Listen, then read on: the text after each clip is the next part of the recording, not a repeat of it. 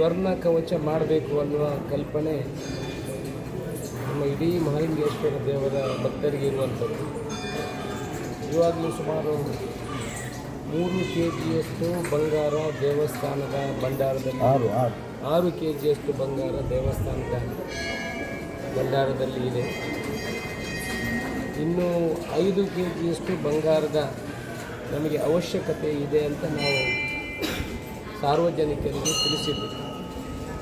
ನಾವು ಸಾರ್ವಜನಿಕರಿಗೆ ತಿಳಿಸುವಾಗ ಯಾವಾಗಲೂ ನಾವು ಆ ದೇವರಿಗೆ ಎಷ್ಟು ಕಾಣಿಕೆ ಕೊಡ್ತೇವೆ ಅನ್ನೋದು ಮುಖ್ಯ. ನಾನು ಕೂಡ ಮಹಾಲಿಂಗೇಶ್ವರ ದೇವರಿಗೆ 50 ಗ್ರಾಮ್ ಬಂಗಾರವನ್ನು ಕೊಡ್ತೇನೆ ಅಂತ ಈ ಹಿಂದೆ ಹೇಳಿದ್ದೆ. ಇವತ್ತು 100 ಗ್ರಾಮ್ ಬಂಗಾರವನ್ನು ಮಹಾಲಿಂಗೇಶ್ವರ ದೇವರಿಗೆ ಅರ್ಪಣೆ ಮಾಡಿದೆ.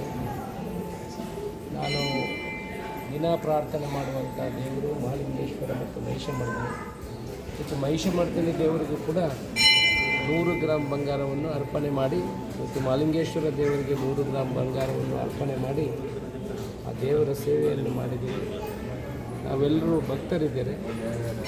ನಾವು ಕೂಡ ತಮ್ಮ ಮನ ಧನದಿಂದ ದೇವರಿಗೆ ಆಗುವಷ್ಟು, ನಮ್ಮ ಕೈಯಿಂದ ಆಗುವಷ್ಟು ಆ ಬಂಗಾರದ ಕವಚಕ್ಕೆ ಬೇಕಾಗುವಂಥ ಬಂಗಾರವನ್ನು ಕೊಟ್ಟು ಮುಂದಿನ 5-6 ತಿಂಗಳಲ್ಲಿ ಮಹಾಲಿಂಗೇಶ್ವರನ್ನು ನಾವೆಲ್ಲ ಬಂಗಾರದ ಕವಚದಲ್ಲಿ ನೋಡುವಂಥ ಯೋಗ ಭಾಗ್ಯ ನಮಗೆಲ್ಲ ಮಹಾಲಿಂಗೇಶ್ವರ ಕರುಣಿಸಲಿ ಅಂತ ನಿಮ್ಮ ಮೂಲಕ ದೇವರ ಹತ್ರ ಪ್ರಾರ್ಥನೆಯನ್ನು ಮಾಡ್ತೀವಿ.